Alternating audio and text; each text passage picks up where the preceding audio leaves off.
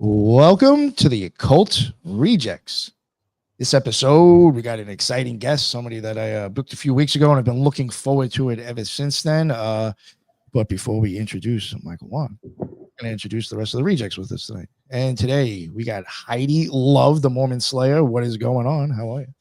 I'm happy to be here. Thank you for having me. Much love to all the Rejects. Thank you so much for having me on with Michael Wann. I've been looking forward to this a bunch. Yes. Thank you very much for joining us. And we got Ricardo. What is going on, sir? How are you today? Good evening. Thank you for having me. Excited to hear from Mike Wann. Yes.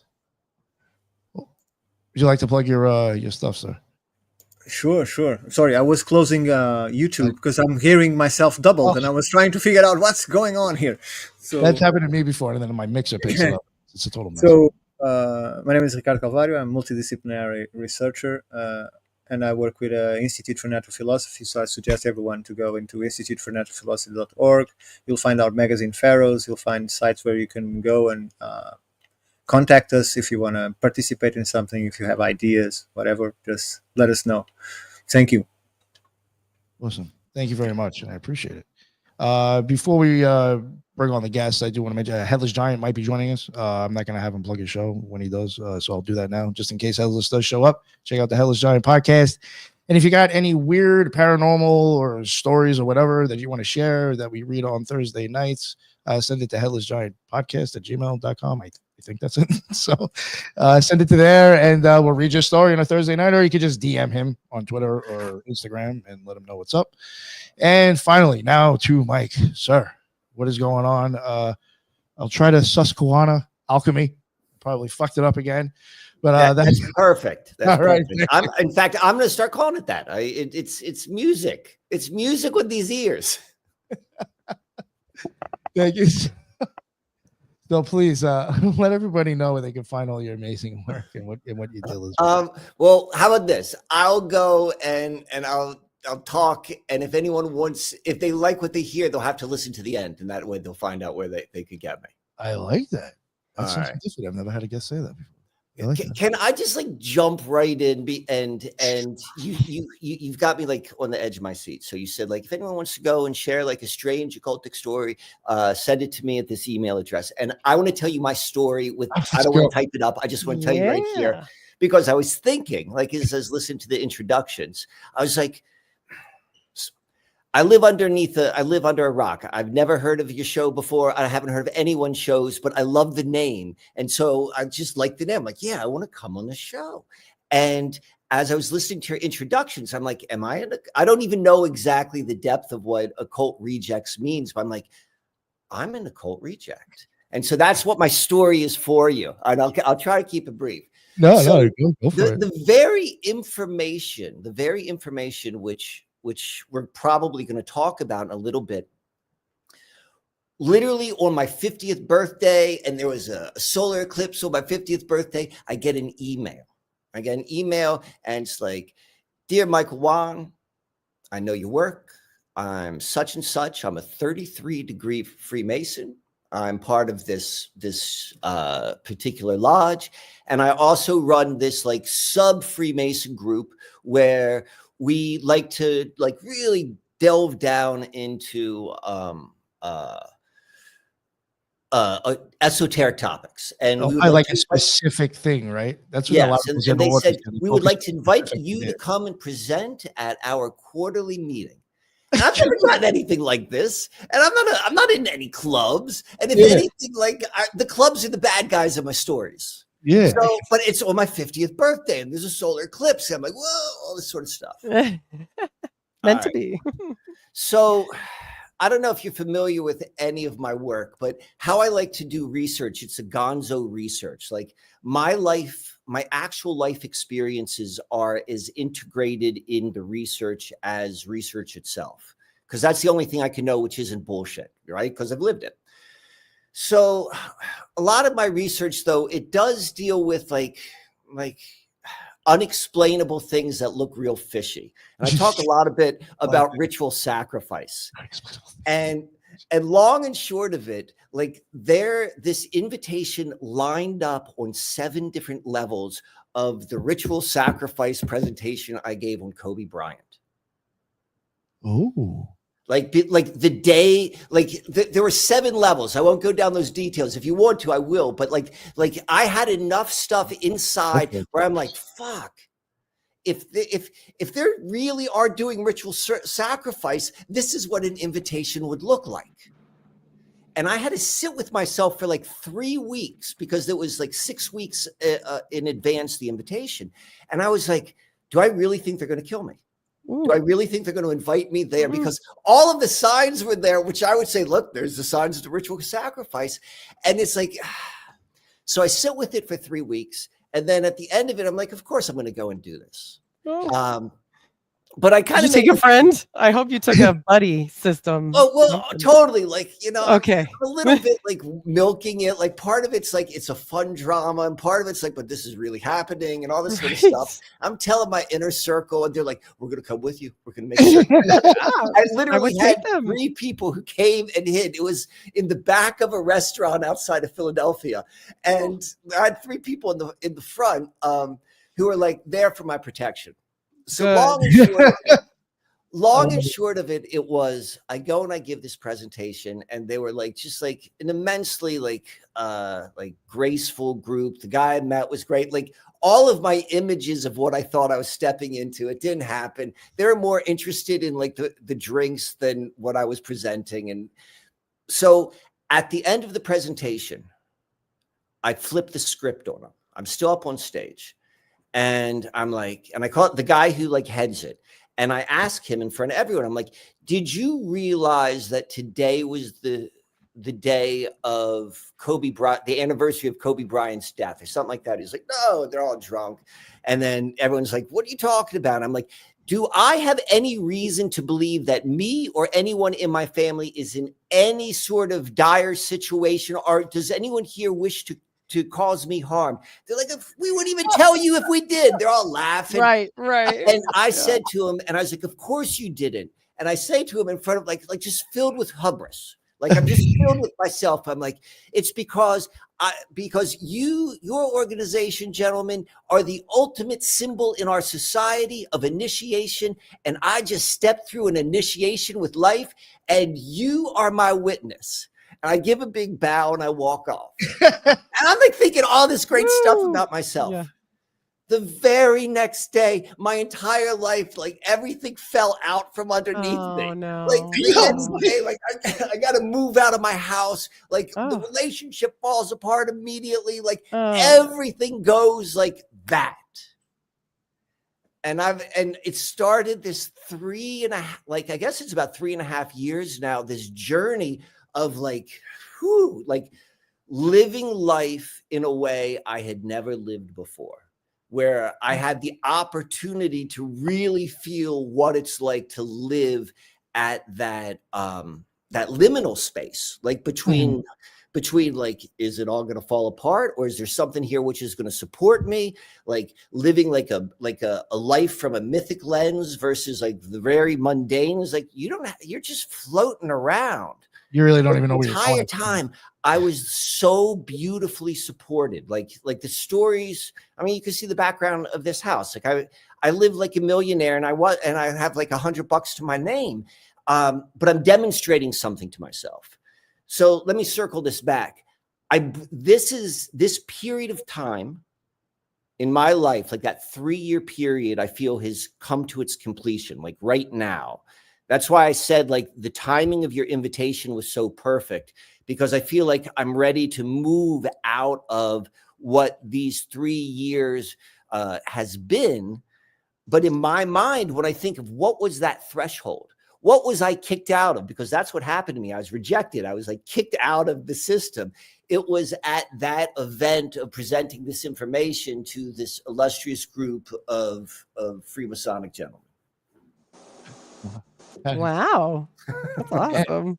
I love it. I mean, and they didn't kill you, but that's good. Rebirth, right?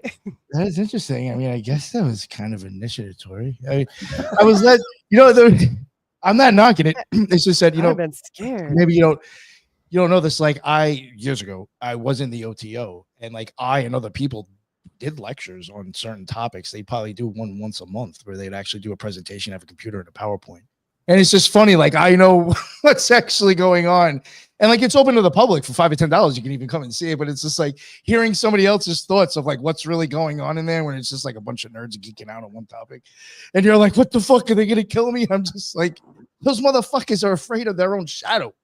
I'm like, it's just funny to hear somebody else's perspective who's like, it's just that had me dying. But I can understand. It definitely seems like you might have. I don't know. That is weird though. How all that happened. It does seem very almost initiatory, where you kind of lose everything and have to start all over again. Oh, it was interesting. From the way I approach life, it was the most tangible initiatory experience it was. Like what I said in front of on that stage is 100% authentic in terms of how I meet reality. Like, yeah. Like this doesn't make any sense to you guys, but you guys aren't who's looking back at me in the mirror at the end of the day. Yeah. That is interesting though. That is wild. That you must have been onto something though if they asked you to come there. Well, hopefully we'll see that today. Yeah. No, that is really interesting. I'm wondering if you were even bringing up like certain history that they even acknowledge that most people don't even pick up on. It wasn't even to badmouth them. It's just like this guy actually has his history down. You never know. Well, I just find it interesting that they asked you. You had to have had something of value in it. Oh yeah, it certainly is. Like Ricardo said something which a little bit earlier, which is been my like how I went through this entire process of like maybe whatever the information we're going to share is. And it's like, I'm just looking for contradictions. I'm like, any place I could find a contradiction, like I'm going to go deeper. Where can I go where there's no contradiction? And then following that path, like that's what we got. And being willing to not come to a conclusion, but just recognizing like truth, which is in front of you, which is like implied, and one which is like, well, it's a mystery, but it's real. So yeah, that's what we'll cover, or at least the angle which I'll approach it and present it by. Oh, you know what? I just want to ask you real quick. Weird question. You may not notice it or remember. When you were there, did anybody pat you or slap you anywhere, like really like light enough just to get your attention? I don't remember. Maybe. Because in initiations, this is something that I learned in the OTO, because after you do an initiation, they do a class. There's a time where like they slap, like there's a time where they take a sword and they'll actually slightly tap you on your waist. Afterwards, they're telling you, we did that to activate your chakra. Right. So like literally after you take the initiation, they're telling you that we actually did certain things to it's like, wow, okay. Yeah. So I know I'm just wondering if maybe that happened. It was just a thought. It was just very possible. Very possible. possible. It was just a thought. Well, there is that angle of this natural initiation, right? So in the Eleusinian mysteries and things like that, they had the idea that maybe you're being put into these situations by the gods as a test. You know, this is initiating you to the next level. And in life, you see that same sort of thing happening again and again. Life is trying to activate that chakra, you know? It's trying to say, hey, look around. This is something. Something is happening. You know, pay attention. Yeah, that's what I mean by with the gonzo research is, for me at least, like if it's just like reading facts and learning stuff, like that seems to defeat the purpose of being alive in a body. Like we're meant to experience life, but maybe we learn things to have a perspective of what it is we're experiencing. Because I mean, I can only speak for myself. I've got no idea what this place is. I mean, I know what they tell me it is, but I don't know that. It's just a ride. Yeah. A ride on what? I agree. I was thinking about Bill Hicks. Challenging as much as it is, like I hold that as like that's a question I can't answer. Like, so if I can't answer that question, like anything which is based upon the assumption that I know that answer, like that falls apart. That would be a contradiction for me. It's like, well, what I do know is I'm alive. And I do know that, like, you know, there's an experience in my life. This is with a body and it's solid beneath my feet. And I can see the stuff upstairs. But I really don't know anything for certain, like, other than that, what I can track. So that it sounds solid. It doesn't mean that it is solid. It appears solid, right? And you accept to experience it for what it is and be aware of it or not. But You can always experience it. I've not pushed through the ground yet with my feet, though. Also, That's what I'm waiting for.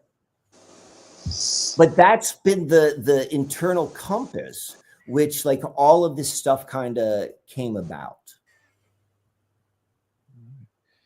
all right. So this is the presentation that you did there kind of what you're going to be talking about here too, or same thing? Definitely. So, Oh, awesome. All right. So if you want to, I guess. so the first let me. slide. So I gave a little bit of the context of how I'd like to present this, which is like I come with the perspective like the stuff that's a mystery. I don't think I'm going to be able to solve, and I accept the mystery. So I'm looking at this for as real as it can be, for where I can't make it fall apart.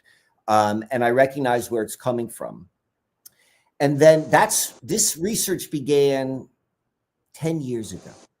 And so when I said that I'm coming back, I'm revisiting this research, which I started so long ago, but coupled with everything which I personally learned, experienced, concluded on this 3.5-year journey.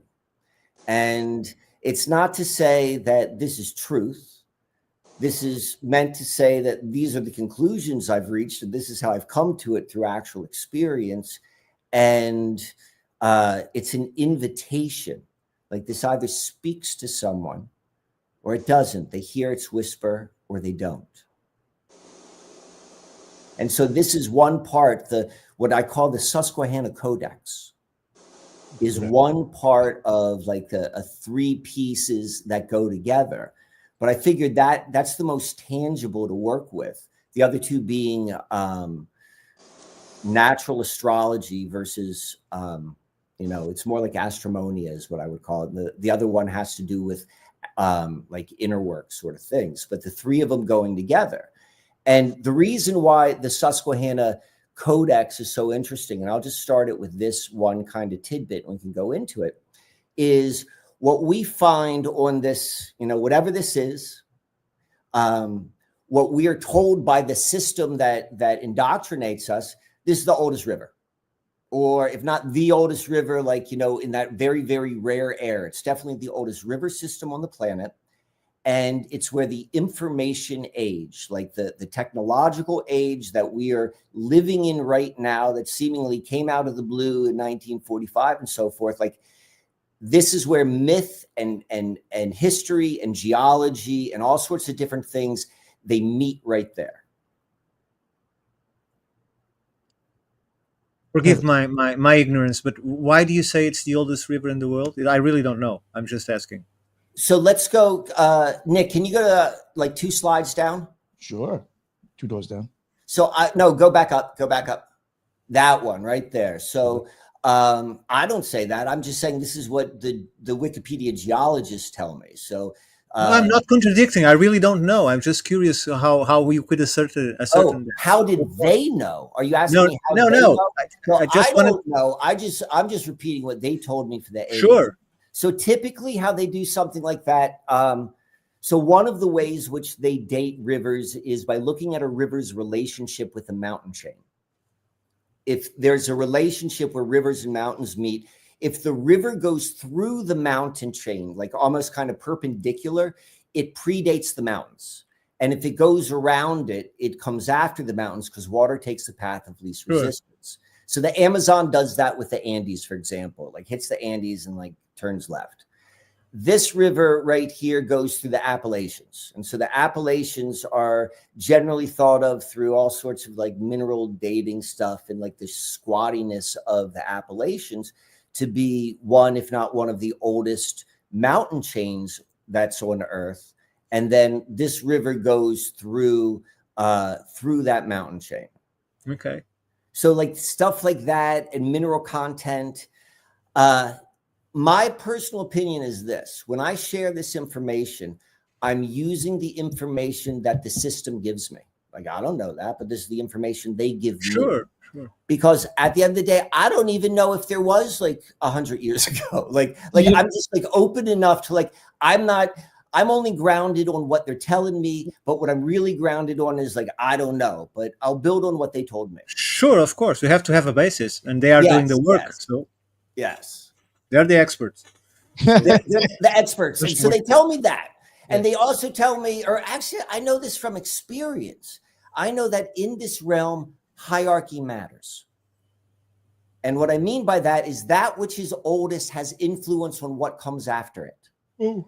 And we can see that from everything like your own lived experiences, like, you know, your first 7 years of your life set up your psychological frame for everything else, or in traditional communities where the person who's lived the longest is most influential. Or if you go to a wooded area, the oldest tree has a memory and an influence in that forested area that no other tree does. Like there's a hierarchy truth. Like there's a lot of ways we can look at it. And yeah, so I was gonna say, I like that how you used humans, because like I could even say just in a family situation, your grandparents die. How many years later you're gonna stop doing certain traditions that they made you do? yeah. Within 5 to 10. They're not fucking on your case to do it anymore. It's just So interesting that you said that. I get what you said. yeah. So that's kind of like where the oldest river is. To me, this is all like invitation, an invitation. Like, can I listen? Can I listen a little bit closer? Like, what are you telling me? What are you telling me? And when you begin to listen to this tale of this, I mean, I'm not saying it's a simulation. I don't know. I just know that's a popular theory right about now. But I do know that I don't know what this is. So I like to say that this river represents, whatever this may be, the primary channel on motherboard Earth. Like that's what the oldest river is. Like on this planet, flowing water is a literal representation of life, because this is a realm, you know, I won't even use the word planet, a realm where water is directly linked to life. So when you see it moving in literal form, and we see the oldest, there's like an implication that maybe there's something there. And we begin this with a hypothesis, not a conclusion, not saying like that's a definite truth, but like, okay, like I can start to build on this, or at least that's what the approach is. So now let's go look at the oldest computer. Let's go down a couple slides. Can we, Nick? Yeah, let's do it. Keep going.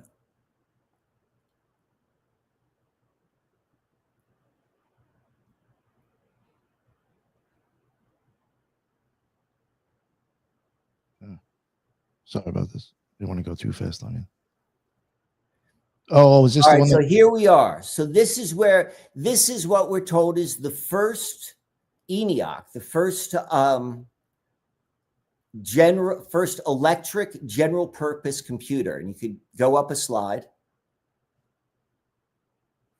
Oh no, the one where maybe go up one more. Okay. So. Where was the one where it was the pictures of the signs? No, the other way. Okay. There we go. Yes. So one of the markers, which I'll move through reality. So, and I recognize a difference between paradigm reality and like what I'll call baseline reality. Myth, linking story to land, is very, very significant in terms of collective conscious storytelling.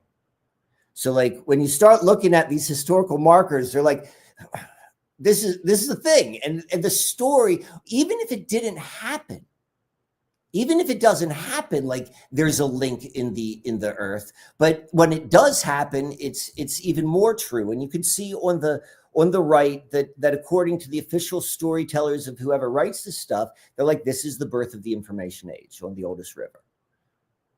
And so now we're like, oh, that's kind of interesting. Right. By their standards, it could have been a room full of empty boxes. But as long as the people who are interested in computing are reaching back to that room full of empty boxes in their minds when they're thinking about how to expand the information age, how to work with computers, it still exists as that touch point.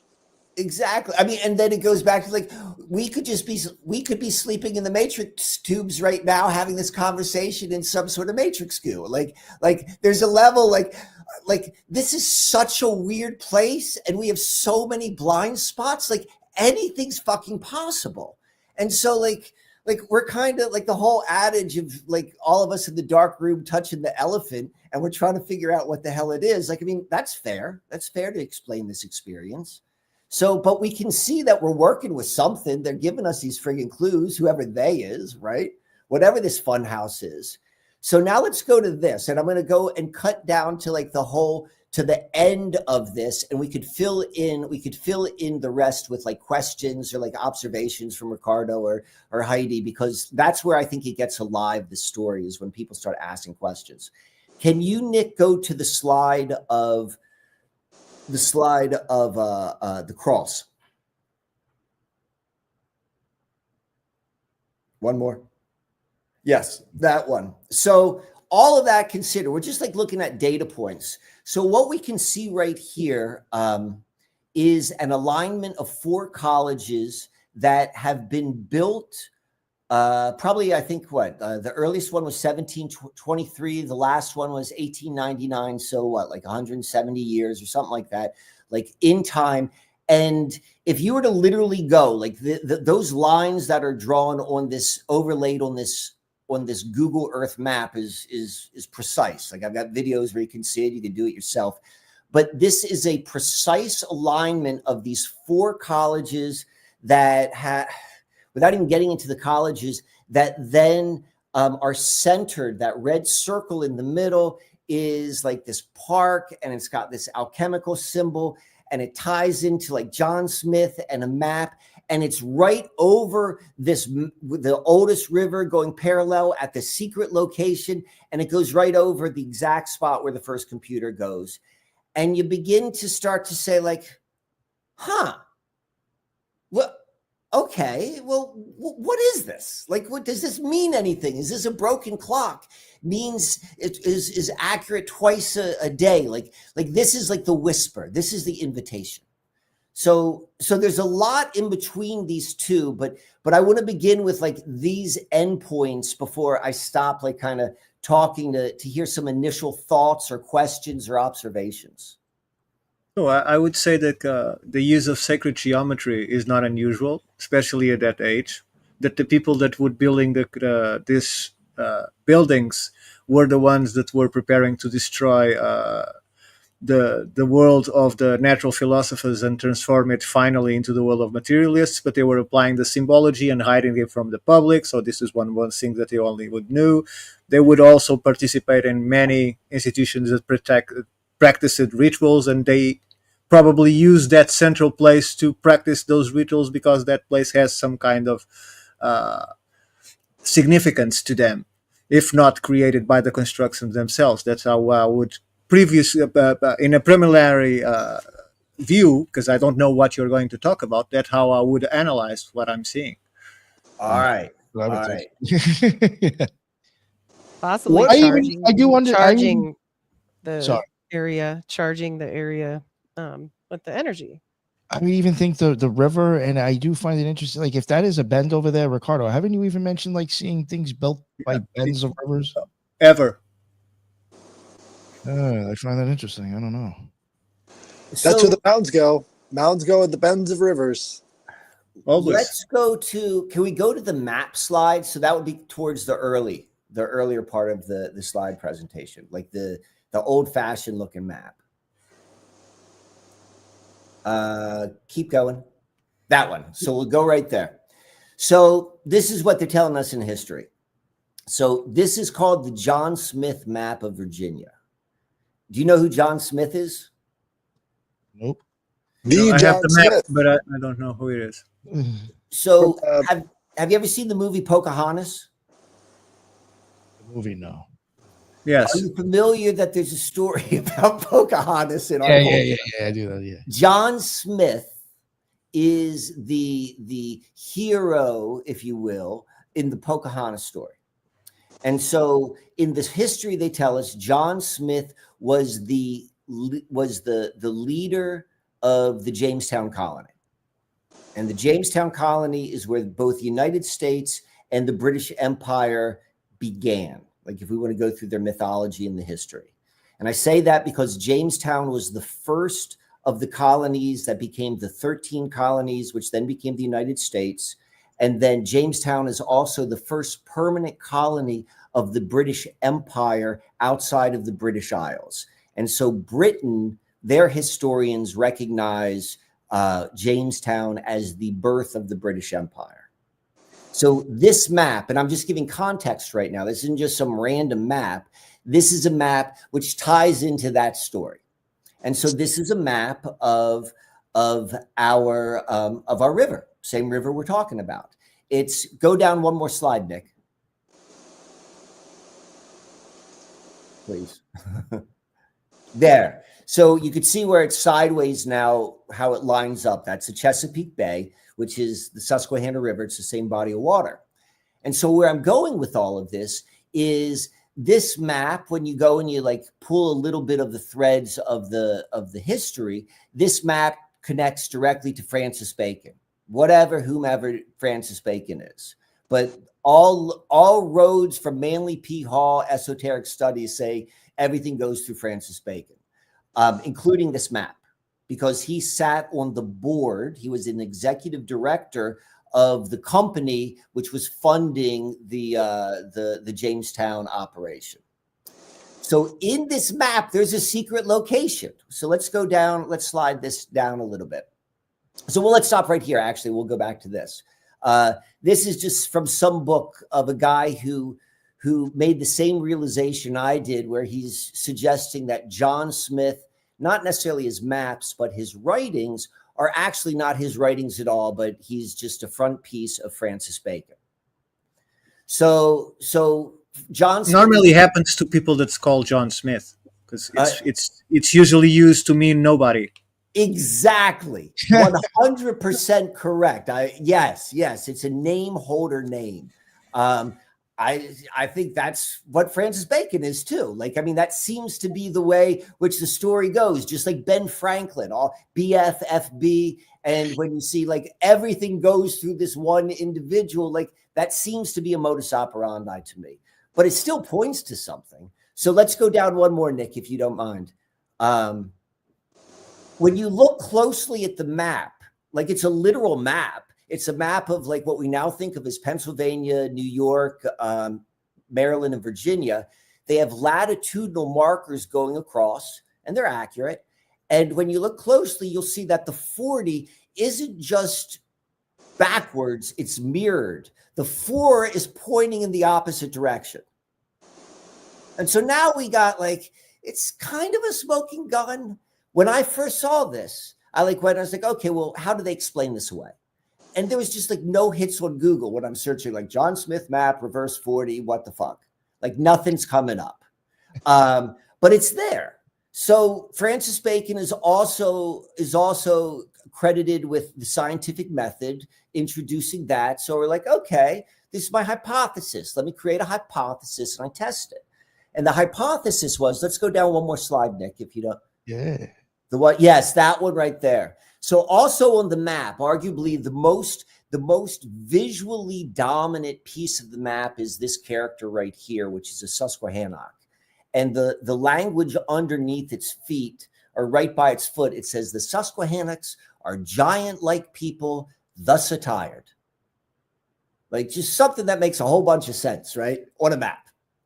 Like they're giant-like and they dress like giants. They were attired, right, as giants, dressed with a Freemasonic apron and wearing a crown and a jewel and like the posture.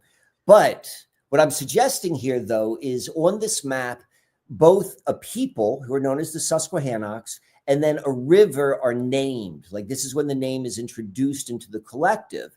And in the context of hiding secret information in a public document, in my hypothesis, the hypothesis was, well, the 40th parallel at the Susquehanna River. Whereas this individual is a double entendre, a person representing the river, and it's right underneath that reverse 40. So it's like the cross section of the 40th parallel in the river. So now let's go, Nick, if we could go to the slides. Let's see the slide. It should say, it'll have pictures. Let's go up. We're not even touching the John D stuff yet. So we'll go back to the pictures. Keep going up. Yeah. No, I'm sorry. The other way? For Okay. a picture of a park. Keep going. Keep going. Yeah. So, okay. So this is a close-up right here of the upper cross. And it's perfectly, it's almost an absolute perfect T-square.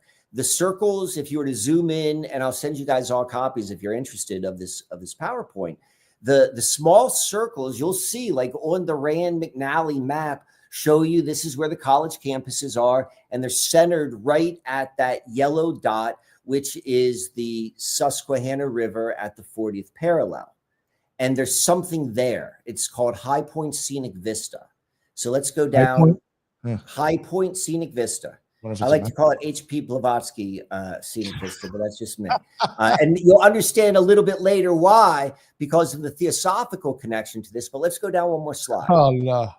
Like it goes on forever. That's what I mean, Nick. It's like it's too much. Everything. Let's keep going. Keep going. I'm looking for. Let's keep going. Yeah, this is it. So you can see right there. That's where it's High Point Scenic Vista, and it just so happens that it's on a 23.5 degree off angle from the exact north-south of the 40th parallel. So it's in total harmony with the tilt of the Earth because that's 23.5 degrees. These people know what they're doing. So let's go down one more. Oh, shit. So this is it. So we're going to look right here. This is a satellite image. You can see on the right where it says the Susquehanna River. The arrow is from a eagle's eye view of where High Point actually is. And that dotted line is 40 degrees, 0 minutes, and 0 seconds. There's about 70 miles between degrees. So in theory, you could say 40th parallel and have a very wide brushstroke. But we're going to start with our razor thin pencil, and we're going to go right at 40 degrees, 0 minutes, 0 seconds, and we'll see that's where High Point is. That's what this whole cross is situated on, this perfectly aligned cross. So let's go down. Let's go down one more in the slide. This is High Point, and we'll go one more. And this is what it looks like when you get up there. This is it. You know, it's like nothing too fancy. And it's a circle, and it's got 360 degrees vistas overlooking the oldest river on earth at like a location that seemingly was important to the people who made that map. And then when we look at it, let's go one more slide, Nick. This is what it looks like from like above. It's a crescent moon, and it's a sun. And I know the guy who designed it, and he told me the story about how he designed it. It's possible that he lives a double life, and he just told me like a story, or he's telling me the truth, which is what my intuition is. And he ain't in no secret society. He did it for a totally different reason. I think I've got one more slide after that. And you could see this is the same symbol that shows up over and over again.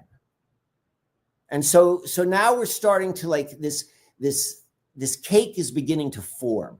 We don't know exactly what we're looking at, but when you begin to at least, like this is just the first point, when we begin to realize that we live in a technological age. I'm looking around at all of the faces here, and I think we can all remember what it was like when people didn't have computers in their home. We can remember maybe even when there wasn't even cable TV. Like we know that life on Earth wasn't like this. And this is whatever technology is, without saying good or bad, just saying like we can see it spreading, and we can maybe have an idea of where it's going.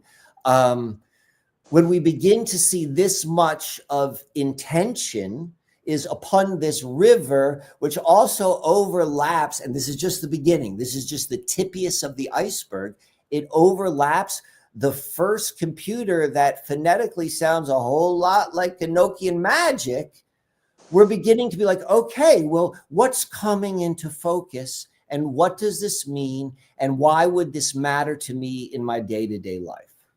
Mike, if So I I'll could get off pop my in there real soapbox quick. right now. So what, from my experience, I do a lot of research in the Canaanite Phoenicians, and they have this motif called Tanit.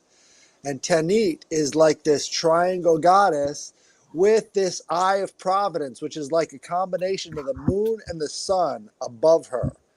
And she's the goddess of the Tophet, right? So she's the one that you sacrifice the kids to, and it's always under the eye of providence, which is like this merging of the sun and the moon. And What's so the name? Can you say the name again? The technique? Tanit, Tenet. Well, And if you so even think about like the symbol for it, like you've covered, I mean, it's a flag, which looks like that 4. It's the, and it sounds, the phonetics, the enunciation is tenet, Tanit, like well, yeah, the wording the same as square. It's got a long dot over the I, so I'm not Okay. exactly sure what that pronunciation is, but I assume it's Tanit because it's a longer Okay. symbol. All But right. this is the Carthaginian goddess, right? So these were the people exploring the world way before anybody else got that idea.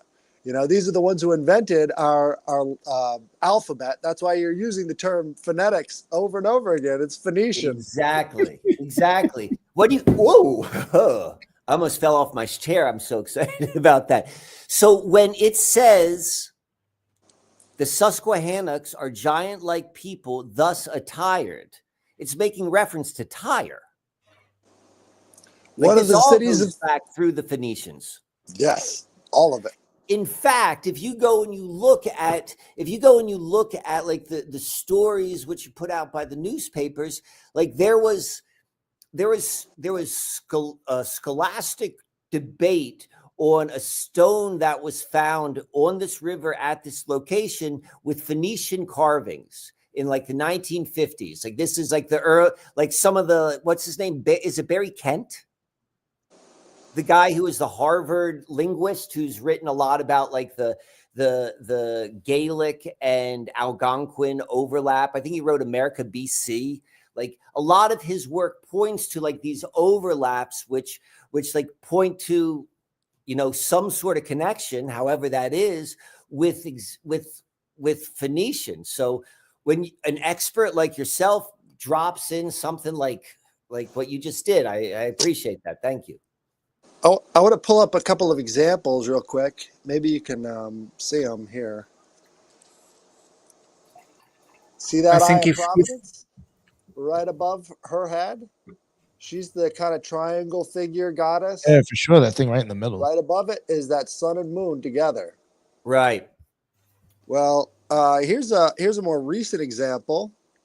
We've got old Gloria there with her kids. Right, one of them is a sacrificial kid, and the other one is Anderson Cooper. And right behind her, we see this figure of Tanit with that little eye of providence sitting above her. And this is in the 1970s. That's Anderson Cooper's mom putting them. And if you see, she's got that burning man inside of a box right beneath her, just like the old Canaanite Phoenician practices of at the Tophet of sacrificing babies. So there's this aspect of human sacrifice that goes along with this eye of providence, the sun and the moon merging. And this is part of this ancient religion that goes into these first explorers that went everywhere. And we see all this Canaanite Phoenician stuff associated with the copper mines in Michigan. And we see exactly. it in Nick, will England. you go to slide number 3? Yeah. So we end up on this sort of Phoenician cycle over and over again. And now we're at the end point where the Phoenicians decided, hey, everything sucks. Right we there. might as well sacrifice it all. So looking at this map, so we're looking on the one on the right, we're looking at the in totality of a body of water, which is called Susquehanna, which the conclusion which I stand upon, not meaning that I wouldn't change it if something new would come along, but based upon what I've been exposed to and experienced so far, It makes sense that the Susquehanna is the same as what they call the Susquehanna over in Europe. It's the same concept. It's the same like entity, if you will. This is part of the naming ritual. So the Susquehanna River, when you go, its source location is in the upper right-hand corner, and it spills out from a lake. So there's a big lake, and then the lake drains, and that becomes a river, which at its widest point is like almost 1.5 miles wide. This location is maybe 2 blocks away from the Baseball Hall of Fame. So it's Cooperstown, New York. So this river begins in Cooperstown, New York, and now we've got like tied in. So we've got the oldest computer, right? Like, you know, there's tied in, woven into the history. Now we've got like baseball. And so baseball is a really interesting thread. But the reason why I want to bring this up is because of your talk about sacrifice. Because at the level which this is working on is like, you know, we're dealing with symbol, concept, archetype, and sacrifice is one of them. And so now we think of baseball, and baseball maybe more so than any other of our eternal pastimes is tied into sacrifice, like just like a sacrifice out, like it's imbued in the exoteric telling of the game that sacrifice is part of this, and it's a good part of the game. So when you go and you look a little bit deeper into like, well, why is the Baseball Hall of Fame there? It's based upon this ridiculous story, which sports writers don't take seriously, and they call it the Abner Doubleday myth. And the story is right. You're nodding your head, so I think you know it. It's like this guy said that supposedly Abner Doubleday, who's a well-known, in fact, famous Civil War general who rose to his fame pretty close to the Susquehanna River in the 40th parallel in Gettysburg, he invented baseball right here in Cooperstown, and that's kind of the story, and that's like the outer telling of like the justification of the Baseball Hall of Fame. And you dig a little bit deeper with that, and you're like, well, hold on, Abner Doubleday isn't just like a Baseball Hall of Fame or a famous Civil War general, but he was also the former president of the Theosophical Society. And then the guy who said that this happened was Albert Spalding, who was a major player in the Theosophical Society. And then you begin to realize, like, is this like kind of like, how does this tie into the Theosophical Society? And then you go and you're like, well, that's one angle, but who actually built the Baseball Hall of Fame? And you go and you see it's the Clark family. The Clark family is they were Gilded Age. They're a Gilded Age family that made their money through the Singer sewing machine, and they got into all sorts of different stuff once the money started coming in. And the founder, maybe it was his son, got into real estate development. So real estate development, building buildings, is in this family line. And so the grandfather is best known, and when I say the grandfather, this guy's alive in the 1800s. He was best known as a real estate developer for building the Dakota in New York City on Central Park, the same building where John Lennon was assassinated, same building where Rosemary's Baby was filmed, the same building where the Ghostbusters are channeling the Babylonian gods, and you're beginning to see this, like, what is the story? That lineage that builds on that level were the funders of the Baseball Hall of Fame on the mouth of the oldest river, tied in with the Theosophical Society. And now we're beginning to what are we working with? What are we working with here? Mike, I don't know if you've ever researched the Society of the Cincinnati. Definitely. I think that is one of these keys that is just so ignored by all these conspiracy researchers. These are the old world family bloodlines that have integrated themselves as the corporate infrastructure of America. These are the ones behind, all these major corporations we know about, all of these major issues. But are they even really Americans? Are they, European transplants? So maybe they have a different loyalty, and what we're seeing now as our history is just sort of the veneer of the real history of these different family bloodlines. I mean, when I'm so clueless, like the more I look at different histories and families, the more my head's like, because there's so much. Like that's why I always go back personally to like, I don't know what this place is. What's a red herring? What's an indication of like quantum timeline? What's a hidden history? What's a this? What's just like an old program in this simulation? Yeah, the families of Cincinnati, the Black nobility, the Phoenicians, the like. I mean, I'm just assuming it's the same. It's the same. Whatever that entity is, you always see it behind the scenes of creating the environment of what I call the paradigm. Well, it's several agendas that conflicted with one another at some important time, and some prevailed and some didn't. And what we have today is from those that gained victory, obviously, right? They wrote the history, not us. They wrote the history. Right. Well, Well, what was the obviously? That's the word which I always struggle with. Is like, well, I don't know why that's obvious. Why it's One of the obvious? things that Like so, but I was confused by how you used obvious. Like, you said it too fast. But I want to make certain I'm not missing something. I'm just saying that whatever result we have today, and setting it apart at if this is real or not, we are here assuming that it is, then let's bypass the fact that it is or not, because it doesn't matter, because for us it can be real if we choose so. And it's easy to go away too. If you don't like it, there's many Right. ways you decide to look to Right. see if there is Okay. something on the other side or not. But my point is, what we have today is created by those that prevailed, and there were not one or two just factions with agendas trying to implant their own ideas. There were many, but some merged, some were defeated, and what we have today, the history we have today, the reality we have today, was built by these families, by these groups, by these bloodlines that survived and managed to reach to where we are today. That's obvious to me. Right. Okay. I understand. Yes. it's a hierarchy of Just wrote conflict. the history. Yeah, you totally get what you're saying. The winner always pretty much, does. Okay. Well, All 'cause right. you've got your Yeah, contradictions, and then they've got their contradictions, and you're looking at these different contradictions, and you're thinking they're not related when they actually really could be.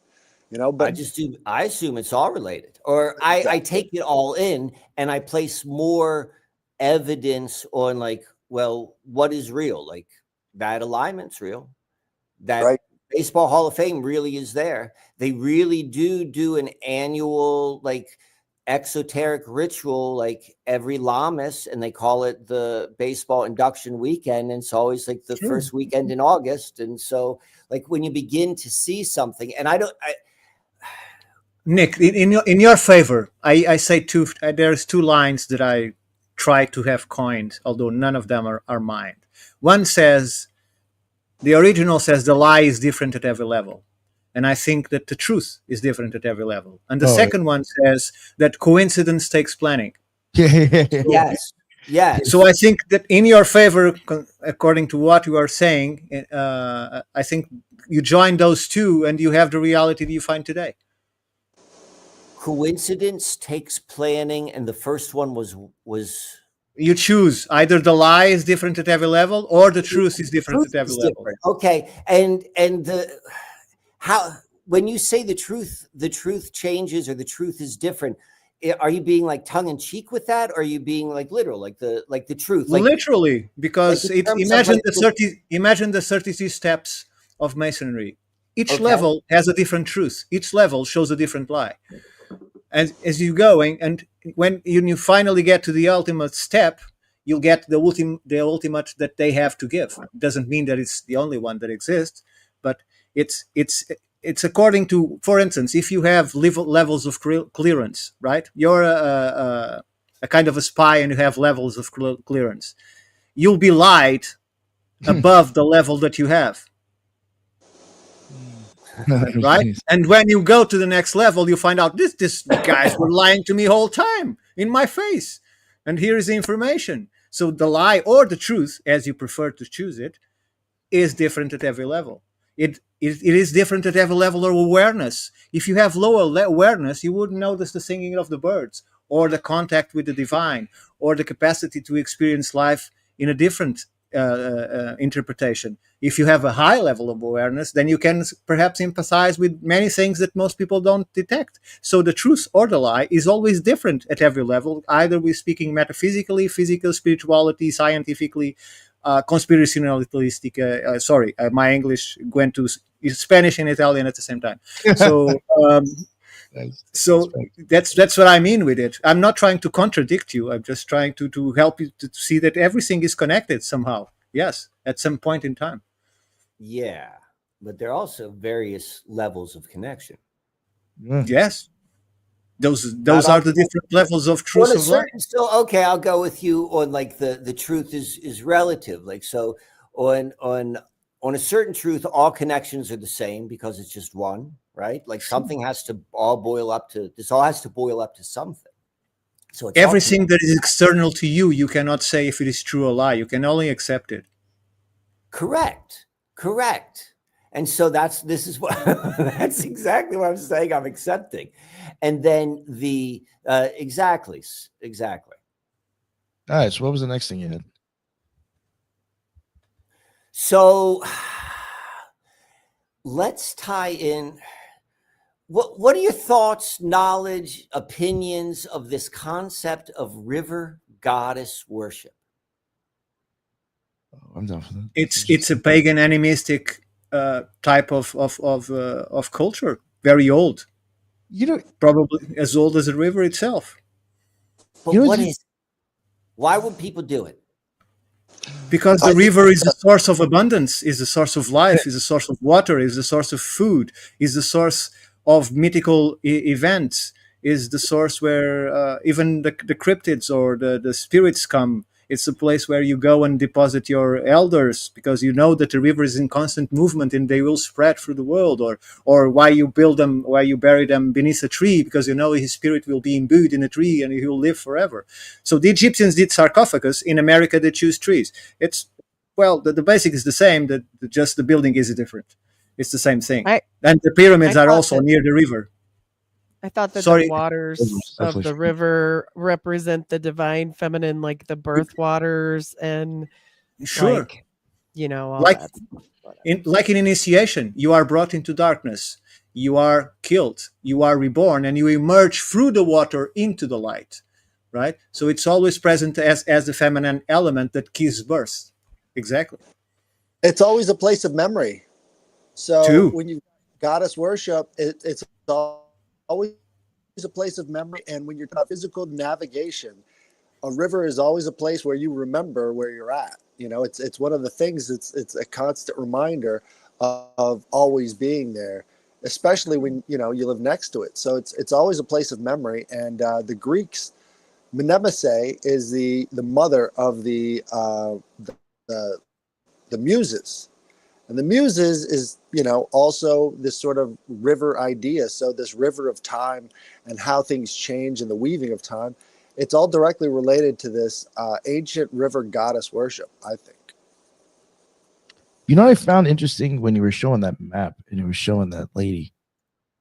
One of the first things that popped into my head is that I've seen Robert Flood and I think Heinrich Krumrath and a couple other alchemists. It looks a lot reminds me of the star card, how you always have this woman's foot over by water and one not. It's the way it is drawn, just reminded me of manuscripts I've seen before. Just a woman in that position, right near water, but other occult things are going on around her. It's interesting that you called her that lady because it's primarily assumed when it's talked about in a historical context that that's a man.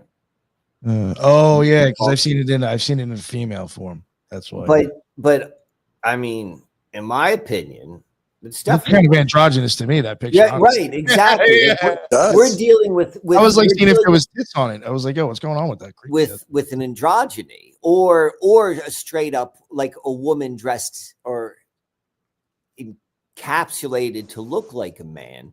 I mean, that certainly is a possibility, particularly when you look at the history of like the ideas or the symbols which were first put out into the collective mind in the colonial times. The first silver dollar was called the flowing hair dollar, and it was of Lady Liberty, and her hair was down, it was flowing. It's very similar to the flowing hair in this image.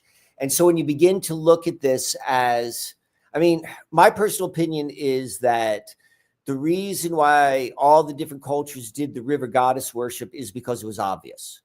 Like they had a relationship and experience of life where like that was the most obvious thing to do. Like they related to life different than us. Like I can't imagine what it would be, but I can conclude that it wasn't like a dogma as much as it was like self-evident that this is our relationship with our environment, and this is a access, like it's literally divine. It's literally divine, and there's a being with it. Real quick, just I hate to go back to the same image, but whatever you just described was the same thing that I was describing on the other image by Robert Flood. The chick has her hair down purposely, that I think is to show that she's not married and tamed, and she's got stars around her head. Same fucking thing. Yeah, we're starting to see this thing, and when you think about river goddess worship, so we'll transition a little bit to the John Dee stuff and the Enochian magic. Like I don't know if I don't kick around tires on cars I don't want to play around with. Maybe that metaphor got mixed up when I was saying it. No, but I don't play around with Enochian magic just because I don't know what it is. So I don't know if it's like, I know it's a thing and I understand the logic behind it and I understand that people practice it. But when I'm going to be talking about it, it's from just like an academic pursuit as opposed to like a literal, like experiential. Gotcha. So I went to, I mean, I question the whole Enochian, the whole Enochian story, in my opinion, has a lot of like potential holes you pop through of like John Dee's locker. But let's go down to, can we go down to the John Dee pages? Sure. Yeah, I was hoping we get to those. I was going to bring up the other ones that we didn't see yet. Oh. Yeah, because there was some John Dee. So yeah, like right here. So this is just like from the John Dee Society, whomever they may be. But like how they want to position or their truth as it relates to John Dee. Like John Dee is another one of these things which has me scratching my head. But when you look into the Enochian magic, and let's keep on going down to the page with the highlighters. I think it's 3 slides down. This is from an essay. No, one more. This one. So this is from an essay called Enochian Apocalypse, written by Donald Tyson. So, however, you guys seem to be much more knowledgeable in this area of scholarship than I am. This is his explanation of like Enochian magic. It's the there we go. Yes, same Donald Tyson. At the heart of it, Enochian magic is controlling tutelatory spirits. You're calling in other entities so that they can control the tutelatory spirits. And so let me ask you this question. Assuming like the first question is, do you think tutelatory spirits, is that a real thing or is that not a real thing? Like, what's your thoughts or opinions? That's for Headless, not for me.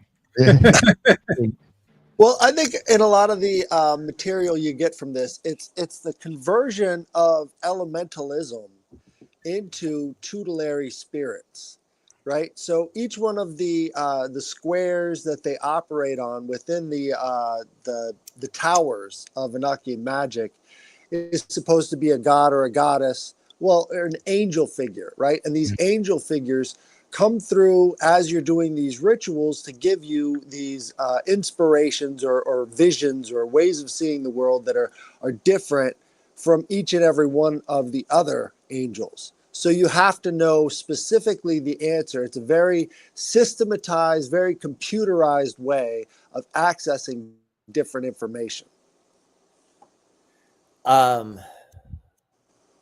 But do you think, like, if you go into a forest, that there's like one primary conscious entity, which is and I'm not like, I'm just curious, like, where people meet it, like experiential. Like, this is not research to me. This is how I go through life, and I'm trying to understand the realm, like a gonzo researcher. I take the approach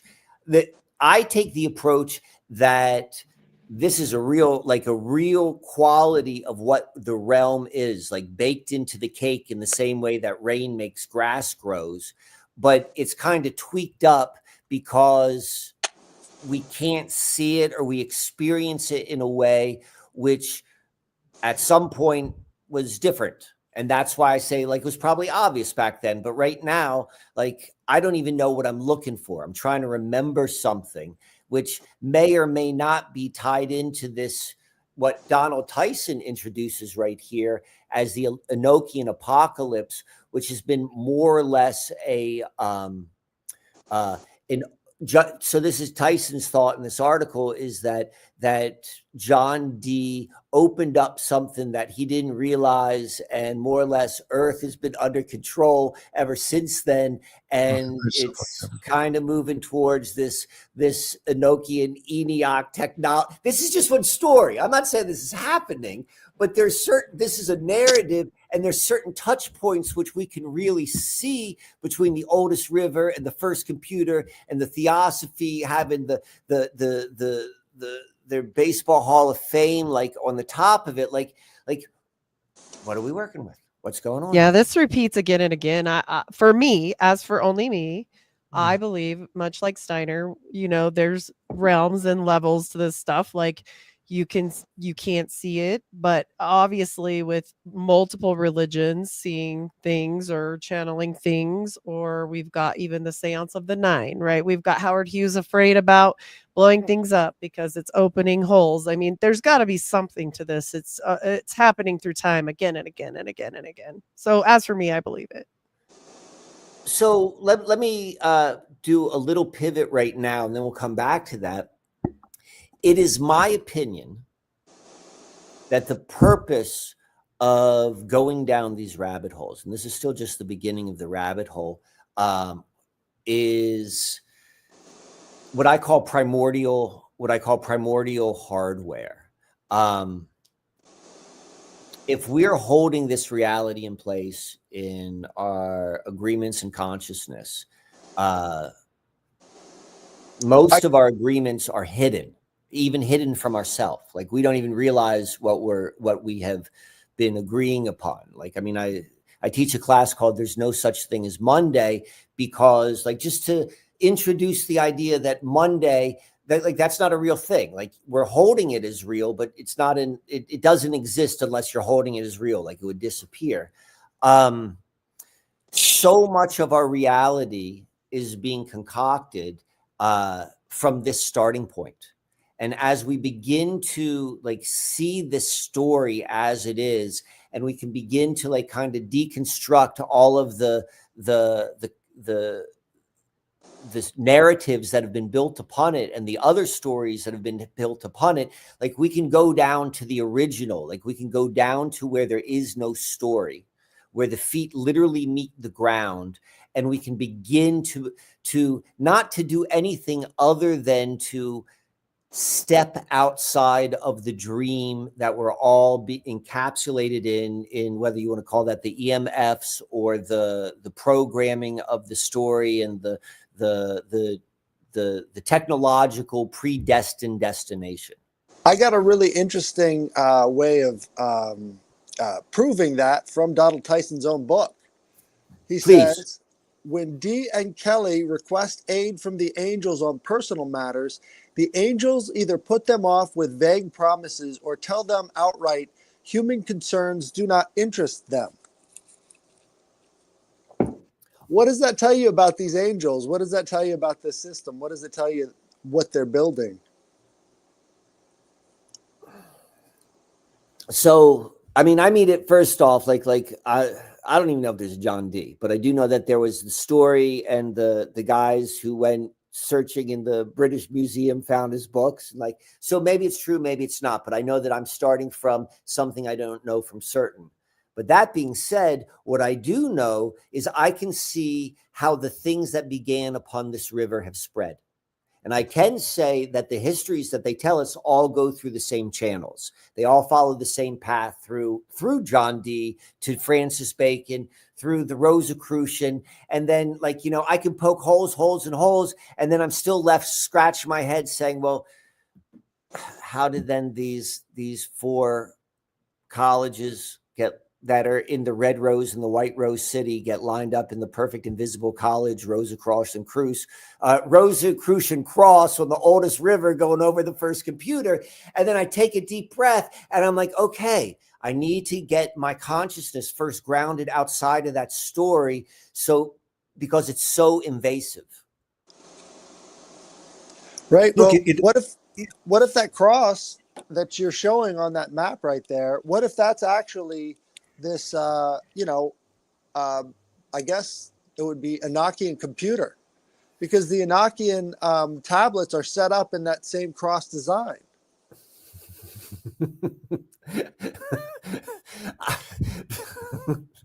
I wouldn't be surprised.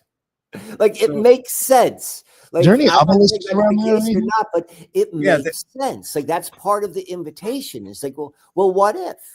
And like, to Ricardo's position is like, well, whatever you choose to hold your truth to be, you're going to find it to be so, because that's part of how this realm works. So if we know those things, like how do we meet the oldest river? How do we get grounded outside of the technosphere? How do we remain or maybe become human beings in the technological age? Well, And to I me, think part what of it is unwinding this story because it grounds us back in myth to the earth in a way which is both literal and unexplainable. Yeah, because this is a repetition of the old megalithic culture that precisely used that animism, that natural force, to create these monuments that were profoundly technological. I can send you my book, The Resonant Earth.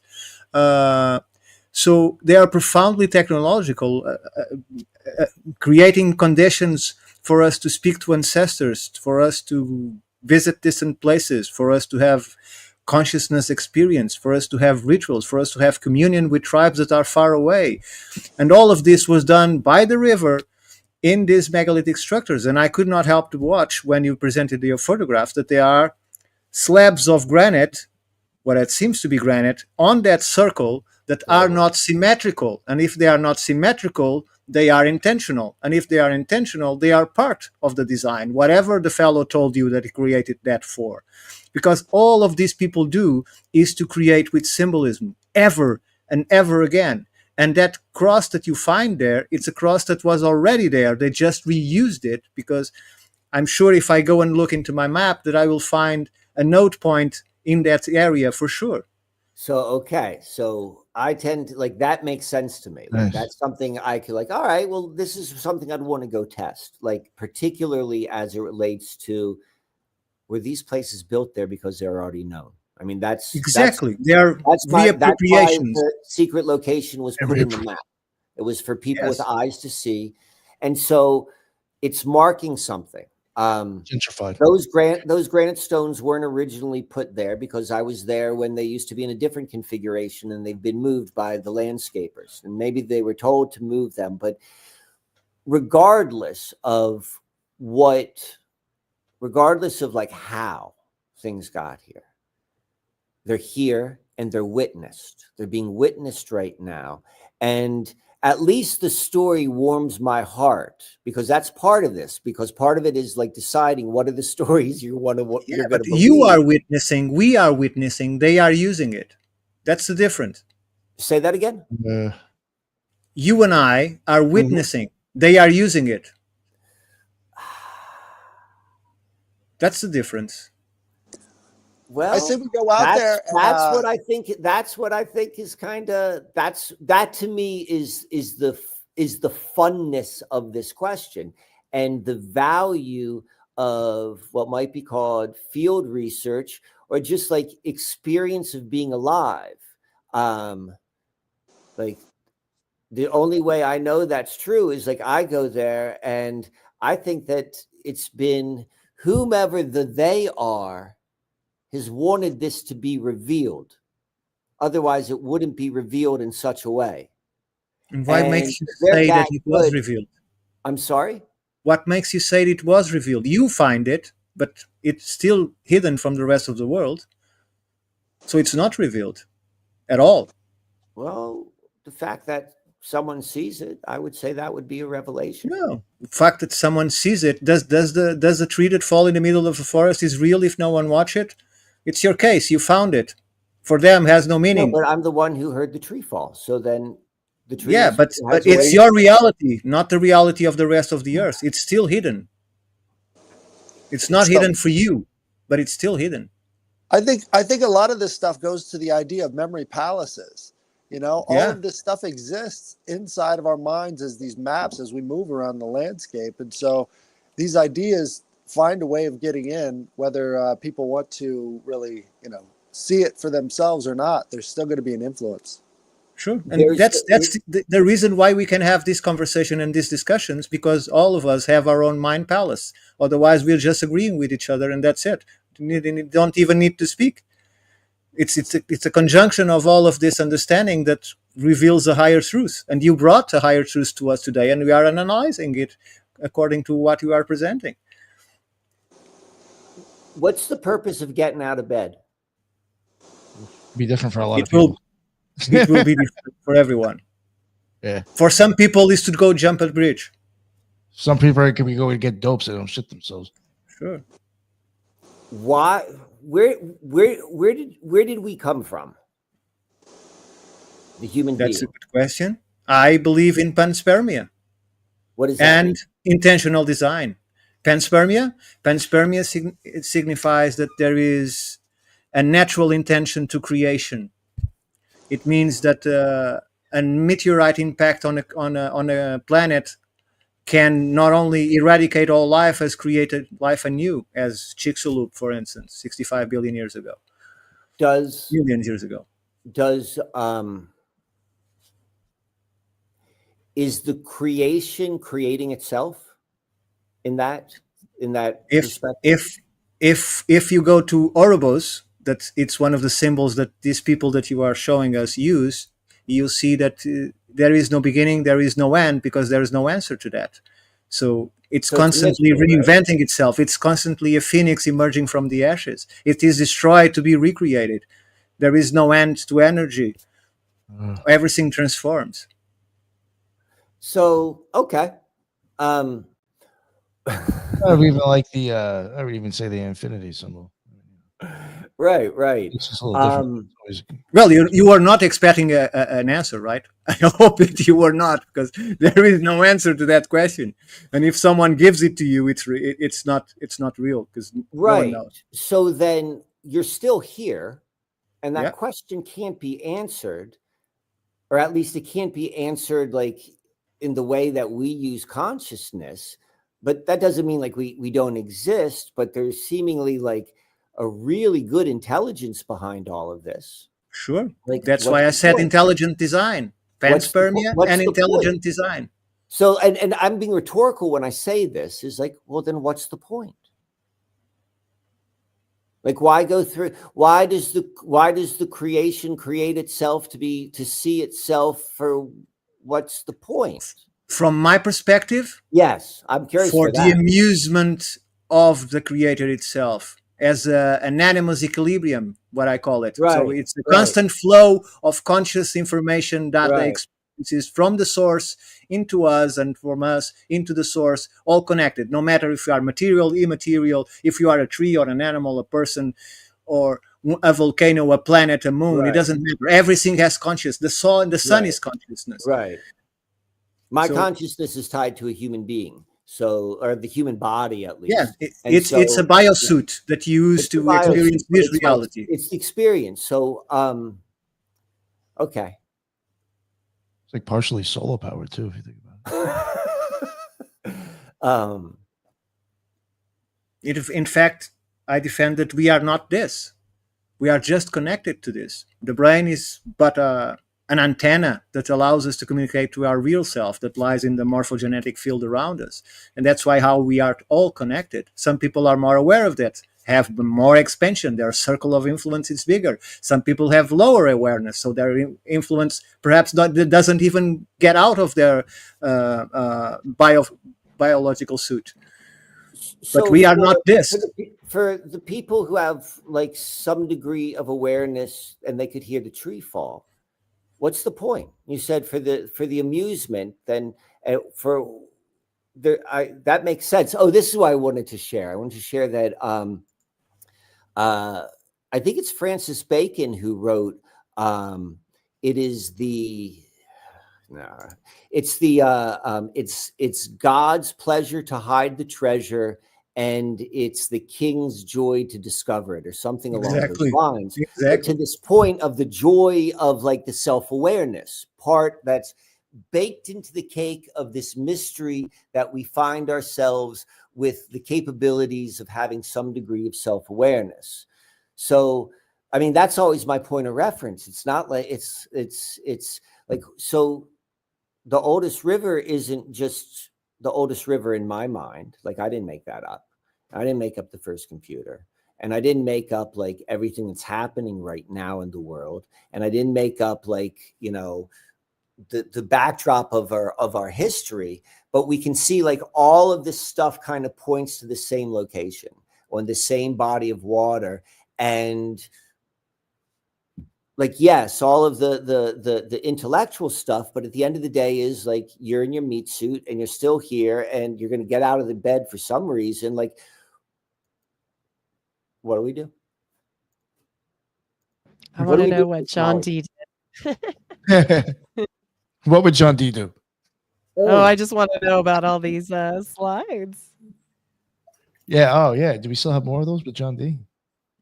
Which one were you curious about, Heidi? Oh, I just wanted to know. We started in on this and we kind of went left field. So I was just curious where we were going. Yeah. I just forgot actually they were on John D. Yeah, me too. I think it all kind of culminates in this D-Wave computer, which is right along the same. Somebody mentioned that earlier in the chat. Somebody said D-Wave. Yeah, there's a slide which shows the dates of the introduction into the collective mind of the, you know, D-Wave is known as the first quantum computing company. But again, like what you said, I think about this with the quantum computers. They could just be boxes, empty boxes in a warehouse, and we're creating them ourselves in our minds. Like, that's part of like the mystery of like what's actually happening here. D-Wave, John D. That's funny. I didn't even catch that, the D and D-Wave. John D. Rockefeller is involved in a lot of this stuff as well. Huh.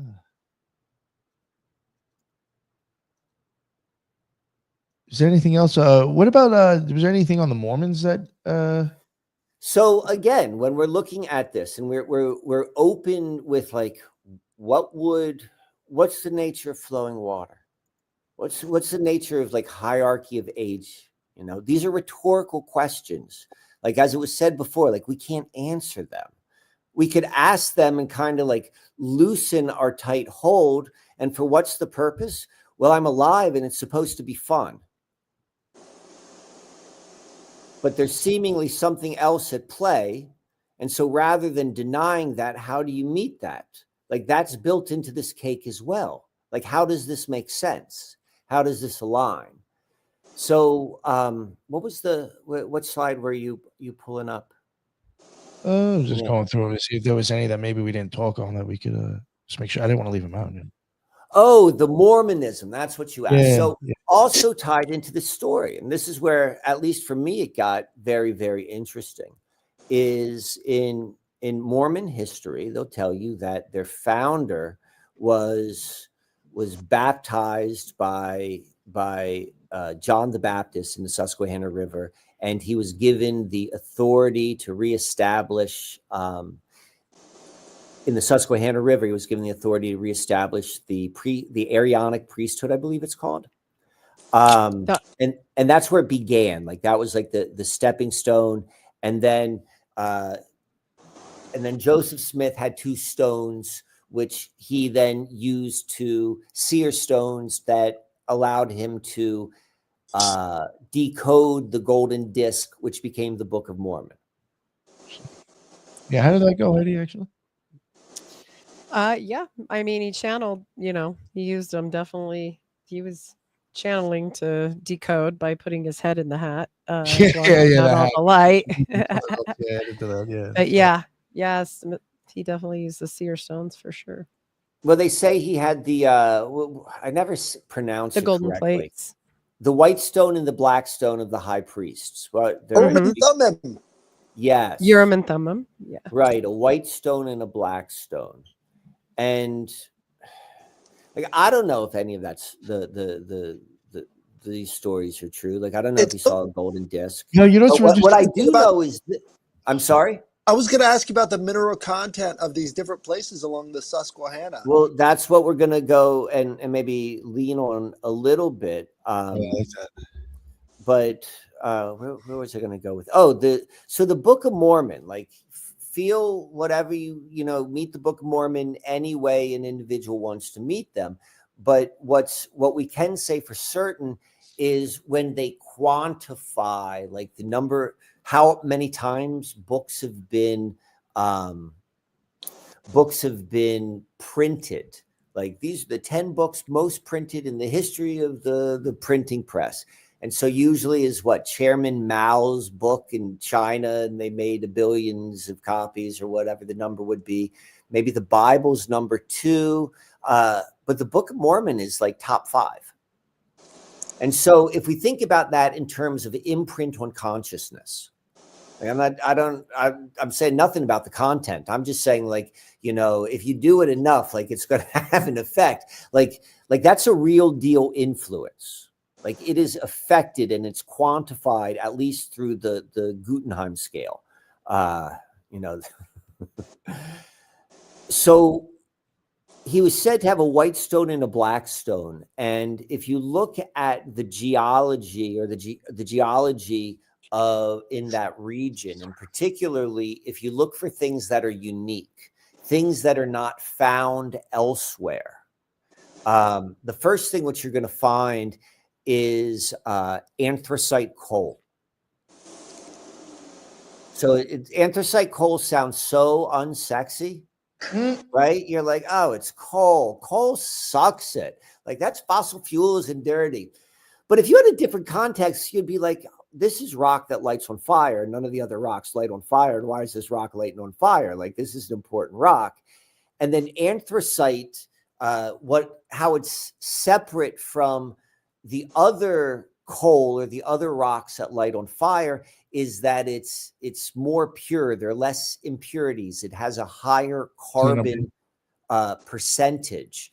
And so the expression of it is it's a rock that lights on fire that has no smoke.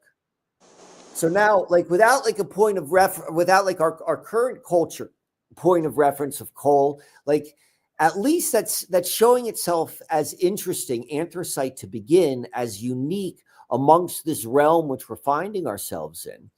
And then anthracite, I think I read this once, like this number, but even without the number, it's true.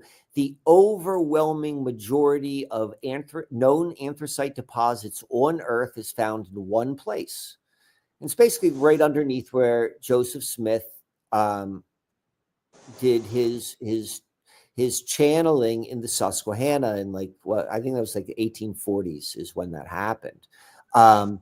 So we've got this very rare rock, which is only found in one place, which is culturally touched. The biggest anthracite mine is called the Lackawanna mine, and it's in Scranton, Pennsylvania. So like the office. And it's what the people and the men in the high, you've seen or read the book by Philip K. Dick or the short story or saw the TV show, The Man in the High Castle. They say like the Nazis went into the Lackawanna mine in order to access the different dimensions to timeline jumping. Now, I don't know if that's what happens. I went into the Lackawanna mine because I want to find out for myself. My sense is something else is going on, but like these are the cultural touch points. So we've got the anthracite, which is the precursor of graphite. This is what the geologists say, at least. Like the graphite came from anthracite, which has me scratching my head because I'm like, you're telling me anthracite's in one place in the world, but graphite's everywhere, but it came from anthracite? I don't have an answer to that, but this is what they say. And what we're working with and where I'm going with this is graphite cut one molecule thick becomes graphene oxide, and it becomes the superconductor hardware of like the next generation of where all this is going. And so we can begin to see, it's got to come from somewhere, right? But we can begin to see these ties of actual unfoldment of life. And we can begin to see like this story around it. We can begin to look at what's actually happening with the computers and the technologies and what it's doing in people's heads. And like, you know, oh, I don't have to write anymore because ChatGPT writes for me. And like, there is a direction we are going. I don't know where it's going to end up, but we can see right now where it's connected and we can meet that. Look, I myself, I don't think that AI is making people stupid. I think AI is showing who is stupid. It's completely different because I think it's technology is not good or bad. It's how you use it. It And I has think nothing that to do with AI being is a stupid. great It has tool. to do with being a human being. It's making them not human beings. They're not creative. No. The people it wasn't a human being before. If it was like that, it isn't AI that is doing that. The use that you do of an object doesn't define the object; it defines you. Okay. I honestly think when it comes to AI, there's probably a million. Just like assholes, everybody's got an opinion. Sure, I'm one. Yeah. I'm just One saying, of you the- know, we could go one of around the the circle interesting for that one. One of the interesting things about the mineral deposits is you've also got the Herkimer diamond. So you've got the Bingo. blackstone. Now we got our white and black stone. Yeah. Were those Yep. stones circular? No, they're naturally double did they- perminated. No, I'm talking about like in Joseph Smith's story. I was Yeah, actually he had like upwards of 6. But the favorite one was brown, and it was kind of circular. The white one, it looks sort of jagged, but nobody's ever seen it because they just do an artist rendition. So hard to know. There was like a green one. There was all kinds. He was messing around with all kinds of things. But It's his a favorite, convoluted story because the current Book of Mormon is not the Book of Mormon he Right. translated as well. yeah, you have to go back to the FLDS versions if you want. Real better. quick, I wanted to ask this. Sorry to interrupt. I just keep forgetting. Okay. Is Aberdeen the guy associated with baseball? Did you mention before? Doubleday. Oh, okay. Sorry, my bad. Aberdeen is where the first computer is located at Aberdeen Proving Grounds, No, I which ran that connects for to some reason. Aberdeen, Scotland. And if you know your Aberdeen, Scotland, there are 2 rivers there, and one is Dee, the River Dee, and the other is the River Don.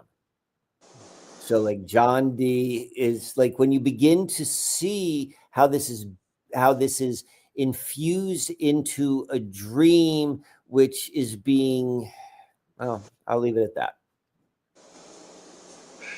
I think there is this linkage between all these rivers, right? So you've got the River It Seine has to be. in France, and this is this river goddess that was called Seine, and then I think it goes into the fact that the Mormonism was the revival of the Aryan priesthood. You know, they've got all of these different European styles of magic coming together. It's the Aaronic priesthood, the priesthood of Aaron, not Right, Aaron. Aryan. Yeah, Yes, Aaronic. Aaron, the brother of Moses. Yes. Well, there's a lot of people today that trace a lot of magical history from Europe, sort of the Druidic tradition, into what was his family was about. And so it was sort of like an evolution off of these prior forms of magic that then translated really well with the folk magic tradition and a lot of the apocalyptic visions that were going on at the time. So having kind of like a root in this European tradition of folk magic, and not just that, but this high magic that's coming through in other ways. You've got a Martinist Solomonic, tradition, yes, right? Solomonic magic. things. So to me, it seems like there was kind of a revival of the sort of folk magic tradition going on in that region. Maybe being spearheaded by the fact that, Joseph Smith was a society descendant, making him a Society of Cincinnati member on some level. So, and he struggled against the federal government. So it does look like a power struggle within these families. So it was like the largest militia ever to ride out against the government when they settled in Utah. So there is a rebellious aspect to it as well. Huh.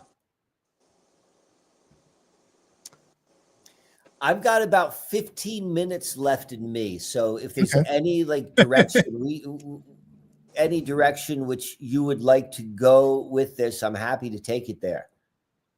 Well, this mouth of the Chesapeake Bay, this is where a lot of the first slave trade took place. Isn't this the 1619 location? That I don't know specifically, but I know that that might make sense.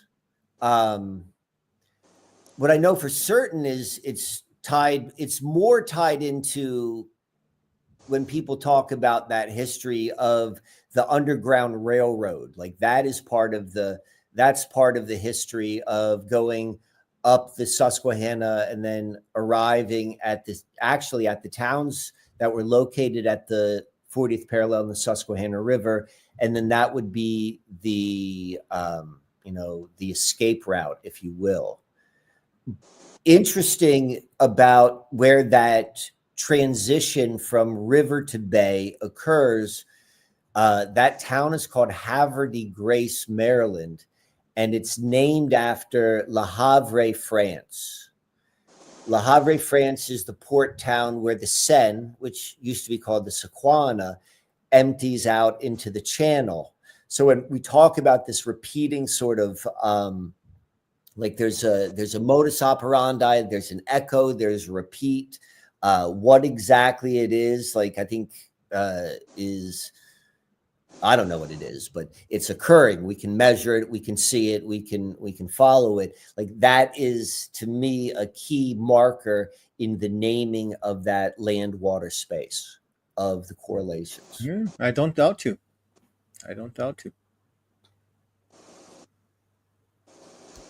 Anybody else have any questions or anything that you wanted to ask? Ellis or Heidi? Ricardo? Well, I used to do a lot of work on the highways up at Havre de Grace. And so there's so many different little historical monuments all up and down that section of the road right there.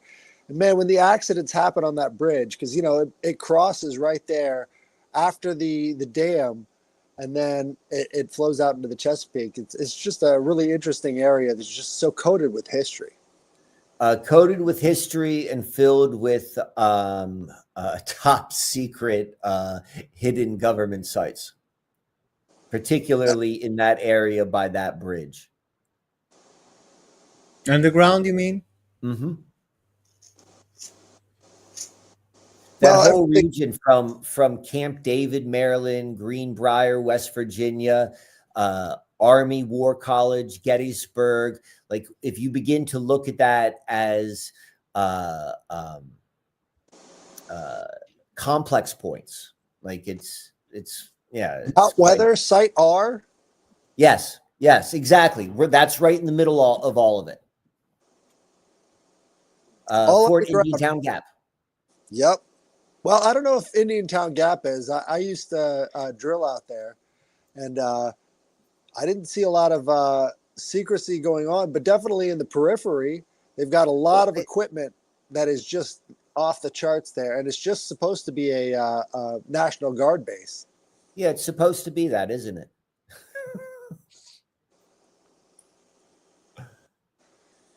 So, I mean, maybe this, if there weren't any questions, I'll maybe begin to wrap this up for what Okay. I would hope, if there's someone paying attention, like what would be able to take from this is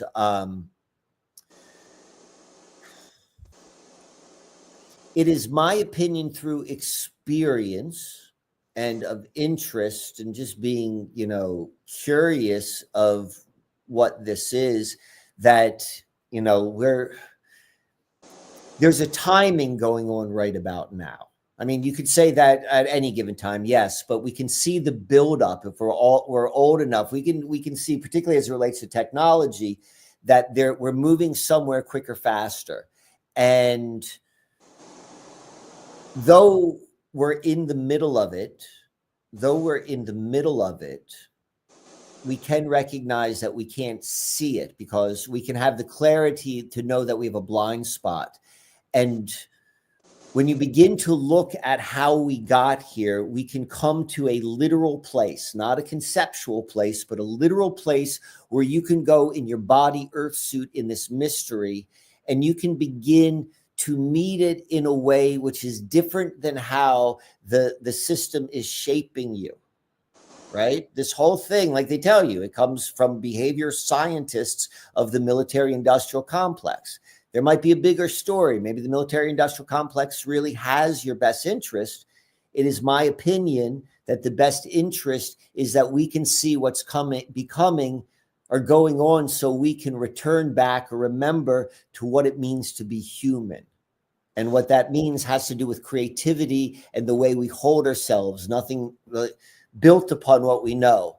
So all that being said, when you begin to hear these stories of the Susquehanna, and if it vibrates, if it echoes in your ear, if it feels like an invitation, not to get an answer, but to have an experience, like that would be my my desire, that this would be a threshold for people to begin to walk through. Absolutely. Thank you so much, Michael. I think you've left a lot of people a lot of stuff to think about, because seeing the world as it is not seeing the world for what it is, Yeah. As Ethan would say if he was here. Hi, Ethan. Awareness of awareness. Not everybody has it. Yes. Yeah. Oh, yeah. I like that awareness. One thing I do find interesting, I don't know, if this is something you're going to keep going on about, but I would like look to see if there's other structures and mounds around there too. I think there's something up with that area, and there's probably more things still to be found that might actually, maybe help add to whatever you're trying to do. You know what I'm saying? I mean, I think the biggest story is, so right in that same spot, probably maybe 6 miles away upstream on the river, is where 3 Mile Island is. Right? I'm not suggesting that the story put out of what occurred in 3 Mile Island is accurate, but what I do know is that's a charged location because of the history of 3 Mile Island, and maybe something else happened. 3 Mile Island was just recently acquired by Microsoft to make 100% of the electricity created by that power plant is to go and power Microsoft AI data centers, next generation. 2 miles down from there, you're going to find Marietta, Pennsylvania. And Glaxo, this is the middle of nowhere. Like, keep in mind, like, these aren't population centers. Like, this is 90 minutes from Philly. This is 90 minutes from Baltimore. It's not like nowhere, but it's not like, like an epicenter. But we have these things which are happening right here, which are indications of a direction, or at least one of the directions. And the other one is that GlaxoSmithKline just put in like some absorbent number to make the vaccine manufacturing plant their cutting edge research vaccine based upon all the mRNA, blah, blah, blah. But the point I'm trying to make is that level of technology paradigm control is doubling down back to where it began in that location. Like, meet that story any way you want, but all of the data points are factual. There's no misinterpretation. They're really doing it there. It's really happening now. This is really the oldest river. Oldest. Like, I'll say there's a little wiggle room with that, but it's definitely where the computer industry began. And so when we see that and we don't know what to do, we go back. We can go back and touch it and experience it. Maybe just in terms of story, but if you're lucky enough, you can do it in flesh and bone. Well, I think the idea of story and memory are so linked together, and these rivers all have these deep memories. Absolutely. Once we could access them, we kind of understand the place we're at better. And as I didn't get to say it earlier, but land is the lens by which we view God. And by that, I mean what you're doing on the land, how you relate to this sort of life support system around us is how you're going to end up telling your story. It's just that's how every moment works. You're half of every moment, and the world is half of every moment. You know, right? It's a feedback loop, right? That's the self. You know, that's how we. Yeah.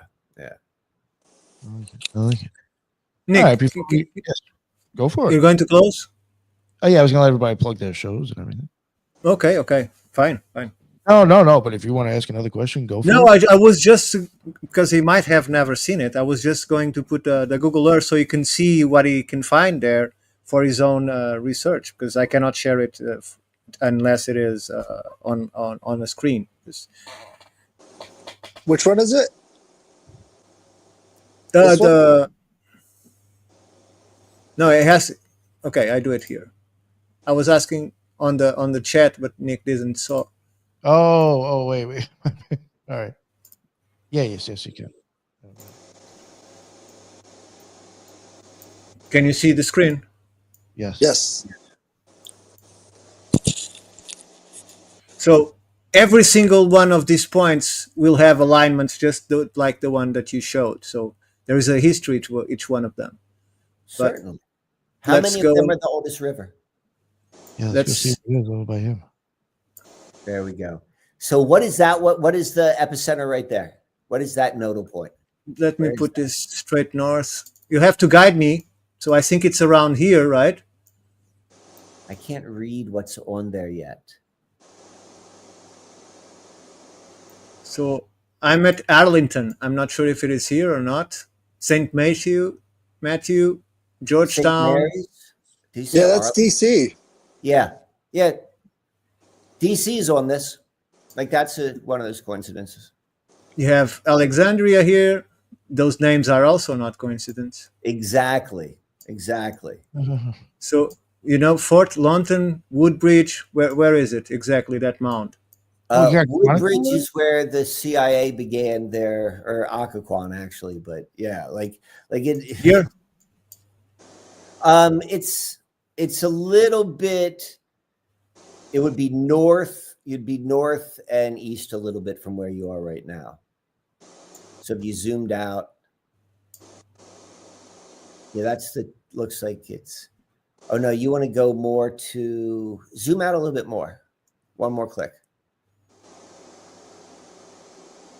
There we go. There's a yellow, the yellow pins that are in the middle, the two that are in the middle. That's right on the right. This two? No, the ones in the middle. They're three groupings of yellow pins, a little bit higher to the right. Oh, this one's okay. Yes. Oh no, that's Baltimore. Oh shit. So we're almost there. Still up. Yep. There we go. Where you see it turn left. You see that? Do you see comes straight down that goes at the 45? Oh, I see Aberdeen right there. Yeah, I see Aberdeen right there. Yeah, that's it.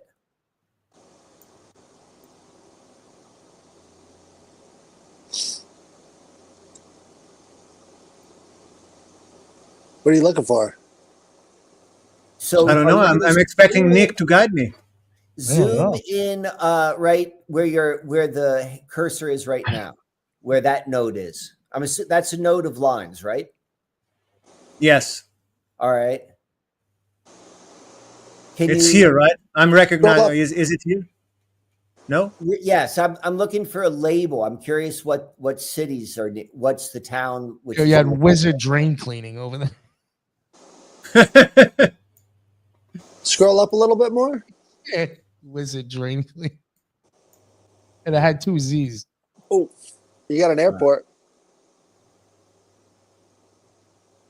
I know I saw Aberdeen somewhere before too. So yeah, so I'm really curious. Where's that pin? What does that say? Here? Yeah. St. Patrick, Harrisburg. All right. So scroll up just a little bit more. Not that far. Not that far. Not that far. Did I see? No. Yeah. So right there, you see where the bridge is. Yes. Okay. So no, don't zoom in. Don't zoom in. Go back to where you were. You're doing great. All right. So on the right-hand side of the bridge, if you go up like to where the trees begin, like just stay right there. Just like move the cursor. Yes, right there, right there. Stop. Stop. That's exactly where I am in this recording. Like that's where I'm sitting.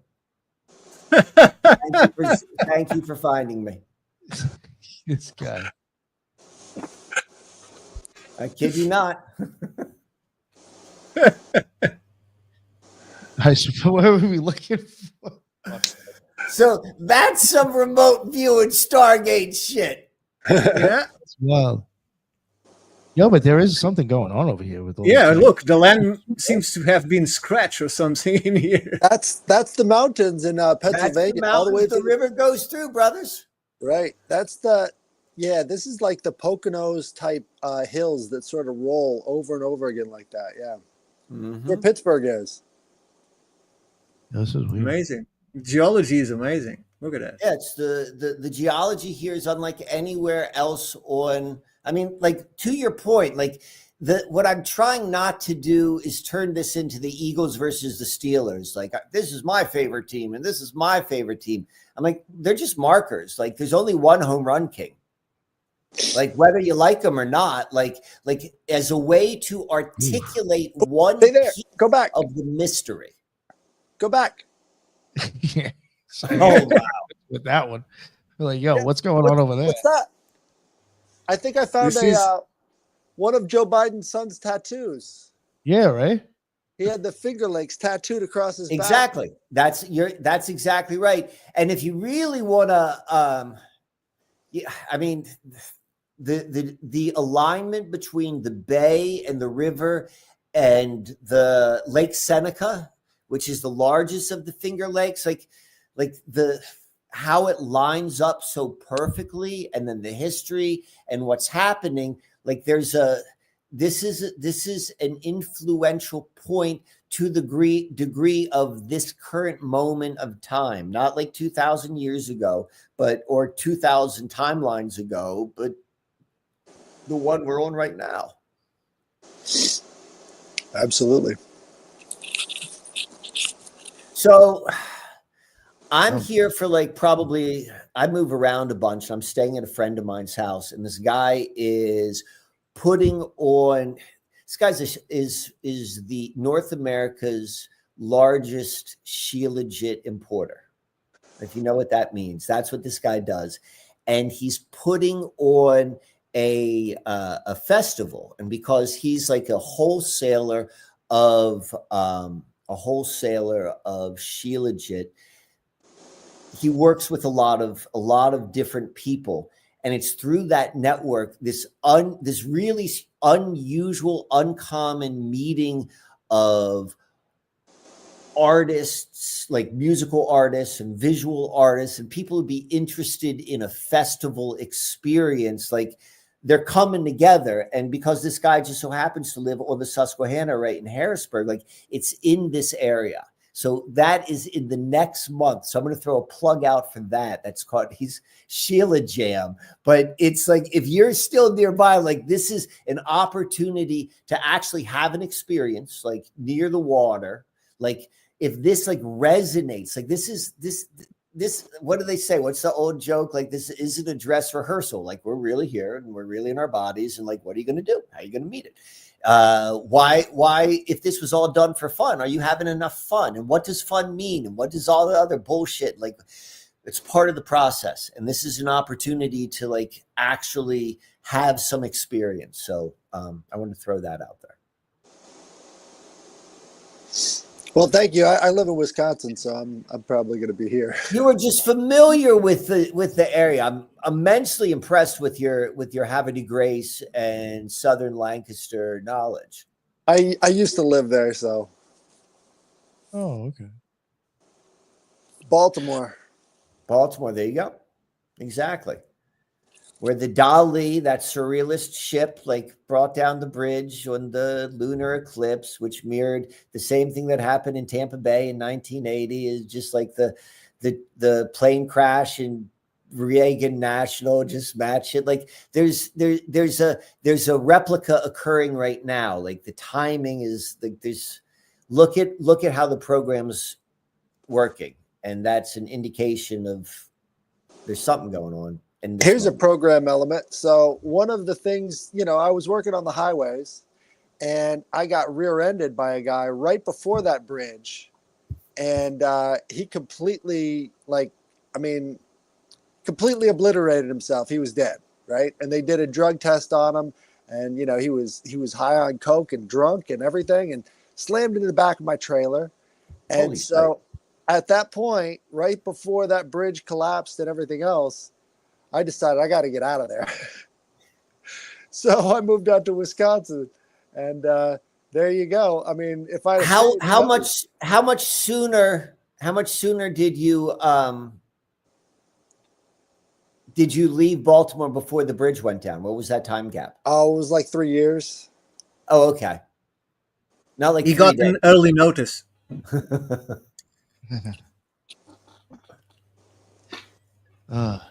I think, did he freeze up? Oh. Yeah, I'm frozen up somehow. Oh, okay. Let me see if I could reboot that. All right. Well, while you're doing that, we'll let everybody start plugging their show, because I think it's a good time to wrap it up. Oh, mostly. All right, Heidi, if you want, mention your show. Thank you so much. Go back. I'll plug his show, I guess, for him. Absolutely. He said he was rebooting, so it's disconnected to connect again. Yeah. All right. Well, I am Heidi Love of the Unfiltered Rise. I'm everywhere podcasts are served. I do have my own website, unfilteredrisepodcast.com. You can check me out there. And his work is awesome. Usually just check out like anywhere online. His stuff is really in depth with these slides and stuff. So check him out. I think it was great. Thank you very much, Heidi. And Headless Giant, please. Hey guys, sorry I was late. I'm the Headless Giant. You can find me at Headless Giant on YouTube and on X, and I put all sorts of schizo posts out there. And so you can also watch our show on Thursday nights, where we take your emails and we talk about them. So that's on Thursday night, Headless's Magical Mailbag. If you want to get your email about an occult, paranormal experience, I'm taking a lot of emails now about mall dreams. If you've had dreams about post-apocalyptic malls, I want to hear about it. And that's at Headless Giant podcast at gmail.com. And Ricardo, thank you very much for joining us. Please let everybody know where they can find the work. Well, you can find me by the ad that is on the screen. You can find on top of my page, I presume, many articles. You'll find my 2 books for sale, Stardust and Resonant Earth. And please check out the Institute for Natural Philosophy. Let me plug in our new podcast is Universe Unveiled, completely done by 2 females. So if you want a feminine touch, we have it on the Institute for Natural Philosophy. So thank you for having me, Nick. Awesome, Always a pleasure. No, it was awesome to meet Mike today. Thank you. Thank you. Yeah, thank you very much, Ricardo. And I'll make sure all your stuff is in the bottom if it's not already. And Mike, please let everybody know where they can find all your work, wherever you wherever you want to advertise. So I've used the moniker Susquehanna Alchemy for my work. So if you search that, you'd be able to find it. I do have a Linktree page, which is for people who want to work with me directly. I mean, we didn't even talk about astrology, but like I get rid of all of the contradictions and like the zodiacs and like grounded in like knowing the sky and actually, you know, that's why actually like having a clear understanding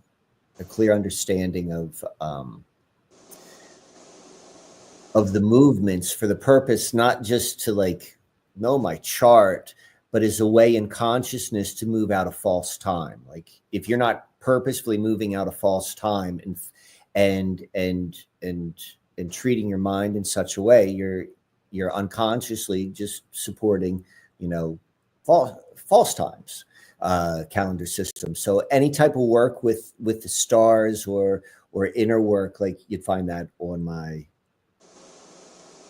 link tree, and then also the Sheila Jam. So that you'd have to go and search. But most of my stuff is I like it to be hidden. Like if you're going to find me, it's because you did a little bit of effort. This was a lot of fun. You guys were really knowledgeable, which is fun for me to speak to people who have broader perspectives and new perspectives for this material. Keeps it fresh for me. So thank you very much. And also for the opportunity to come on the show next. So thank you for that. No, of course. No, thank you. I mean, Headless was the one that was like, oh, you got to get this guy on the show. So he's better showing up today. You've been a huge inspiration to me throughout my time moving out here and everything else. It's been really, really tough. And listening to you has been a source of strength and understanding all throughout that time. So I just really want to say thank you, Mike. Oh, I appreciate that, brother. That feels good to hear. So thank you. Yeah, no, thank you again, Mike. That was really interesting, and you got me, you got me thinking about that area. And so very, very interesting, and I appreciate the slides. I mean, that's when you sent me all those slides. I was like, oh, this is impressive. I love it. So, again, I appreciate your work and you spending the time on the show, and I thank everybody else for coming on. That's what's up, and everybody in the chat. Thank you. It was awesome. There was a bunch of yous in there. That's why we go live. And until the next one, everybody be well. Later.